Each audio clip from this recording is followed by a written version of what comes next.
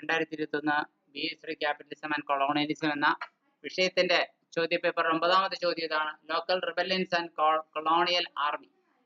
പ്രാദേശികമായി ഉണ്ടായ ചില കലാപങ്ങളും അതിനെ എങ്ങനെയാണ് ബ്രിട്ടീഷ് കോളനി സൈന്യം അടിച്ചമർത്തിയത്, മൃഗീയമായി പെരുമാറിയത് തുടങ്ങിയ കാര്യങ്ങളെ കുറിച്ചാണ് ചോദ്യം. Before the Indian mutiny of 1857, 1857 Indian സ്വാതന്ത്ര്യ സമരം, ശിപ്പായി ലഹള എന്നൊക്കെ ബ്രിട്ടീഷുകാർ മുദ്രകുത്തിയ ആ കലാപത്തിന് മുൻപ് തന്നെ several local rebellions and uprisings occurred in the British India. British ഇന്ത്യയിലെ പല പ്രാദേശികമായ സമരങ്ങളും പ്രക്ഷോഭങ്ങളും കലാപങ്ങളും ഒക്കെ സംഭവിച്ചു.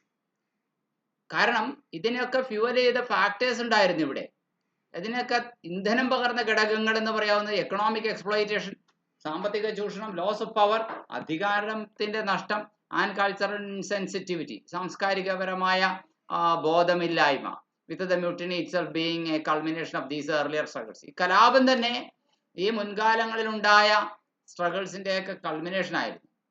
ഇനി ലോക്കൽ റിബല്യൻസും അപ്രൈസിംഗ് എന്തൊക്കെയായിരുന്നു? ബംഗാൾ കലാപം 1756 1757 മിലിറ്ററി ക്യാമ്പയിനുകൾ ഉണ്ടായത്. British East India company's army led the Robert ക്ലൈവിനാൽ നയിക്കപ്പെടുന്ന British East India company launch a series of military campaigns. ഒരുപാട് സൈനിക പടയോട്ടങ്ങൾ നടത്തി against the ruler of Bengal, Siraj Uddaula. Bengal ഭരണാധികാരിയായ സിറാജ് ഉദൗളയ്ക്കെതിരായി. Battle of Plassey. The British defeated Siraj Uddaula at the battle of Plassey in 1757. 1757 ബ്രിട്ടീഷുകാര് സിറാജ് ഉദൗളയെ പരാജയപ്പെടുത്തി. അത് നമുക്കറിയാം പ്ലാസി യുദ്ധത്തിലാണ്. Marking the beginning of the British rule in Bengal. ബംഗാളിൽ ബ്രിട്ടീഷ് ഭരണത്തിന്റെ തുടക്കം കുറിക്കുന്നത് അങ്ങനെയാണ്. അടുത്തത് വെല്ലൂർ കലാപമാണ്. 1806 വെല്ലൂർ മ്യൂട്ടിനിയാണ്. A mutiny of sepoys in Vellore fort. Vellore കോട്ടയിലെ ശിപ്പായിമാരുടെ ഒരു വലിയ കലാപം തന്നെയായിരുന്നു. Which triggered by perceived British arrogance and changes in the military dress and customs. അതുപോലെ തന്നെ അതിന് കാരണം നിരന്തരമായിട്ടുള്ള ബ്രിട്ടീഷുകാരുടെ മനം പഠിപ്പിക്കുന്ന പെരുമാറ്റങ്ങൾ സൈനികരായിട്ടുള്ള ഇന്ത്യക്കാരോട്, and changes in military dress, സൈനിക വേഷത്തിൽ പുതിയ മാറ്റം വരുത്തിയത്, അതുപോലെ തന്നെ അവരുടെ കസ്റ്റംസിനെ ബാധിച്ചത് ഒക്കെ. ഇനി പൈഗ റിബല്യൻ 1717 ഇനി മറ്റൊന്നുള്ളത്. ഈ പൈഗ റിബല്യൻ എന്ന് പറഞ്ഞാൽ ഒഡീഷയിലാണ്. A rebellion in Odisha led by local chiefs and zamindars. അവിടുത്തെ പ്രാദേശിക പ്രമുഖന്മാരും സെമിദാർമാരുമാണ് അഗൈൻസ്റ്റ് ദ ബ്രിട്ടീഷുകാർക്കെതിരെ. who were trying to disarm them. അവരെ നിരായുധരാക്കാൻ ശ്രമിക്കുകയായിരുന്നു ഇവരൊക്കെ. അടുത്തത് വേലുത്തമ്പി ദളവയുടെ കലാപമാണ്. തിരുവിതാംകൂറിലുണ്ടായ വേലുത്തമ്പി കലാപം എന്ന് നമുക്ക് പറയാം. Revolt against the British East India Company in Travancore led by the Diwan Velu Thampi, who was the high ranking official in the Travancore kingdom. Thiruvithamkoor രാജ്യത്തിലെ ഉയർന്ന ഉദ്യോഗസ്ഥനായിരുന്ന വേലുത്തമ്പി ബ്രിട്ടീഷുകാർക്കെതിരെ നയിച്ച പടയാണ് ഈ വേലുത്തമ്പി കലാപം എന്ന് നമ്മൾ അറിയപ്പെടുന്നത്.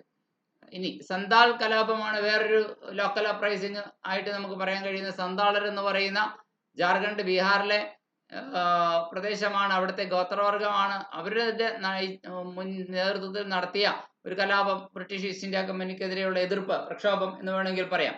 Protesting against British land policies and exploitation. ബ്രിട്ടീഷുകാരുടെ ഭൂനികുതി നയങ്ങൾക്കെതിരെയും ചൂഷണത്തിനെതിരെയുമാണ് ഉള്ള എതിർപ്പാണ് ഇതിലുണ്ടായത്. ഇനി മറ്റ് ശ്രദ്ധേയമായ പ്രാദേശിക പ്രക്ഷോഭങ്ങൾ, അപ്രൈസിങ്ങുകൾ അതൊക്കെയാണ്. രാജ ഓഫ് വിഴിഞ്ഞം രാജാവിന്റെ റിവോൾട്ട്, അതുപോലെ തന്നെ കച്ച് റിബല്യൻ, കച്ചിലെ കലാപം, the Wagera rising and the Satara revolt, ഇതൊക്കെ. ഇനി the colonial army's response to these rebellions during the British colonial period in India was often marked by brutality.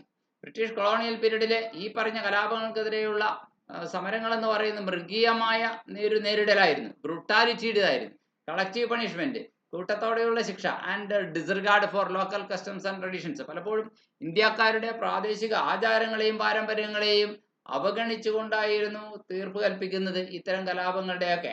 അപ്പോൾ അങ്ങനെ ഇന്ത്യക്കാരായ സാധാരണ ജനങ്ങൾ കുറ്റക്കാരായി തീരുന്ന രീതിയിലാണ് കലാപങ്ങളൊക്കെ അവസാനിച്ചതെന്ന് വേണമെങ്കിൽ പറയാം.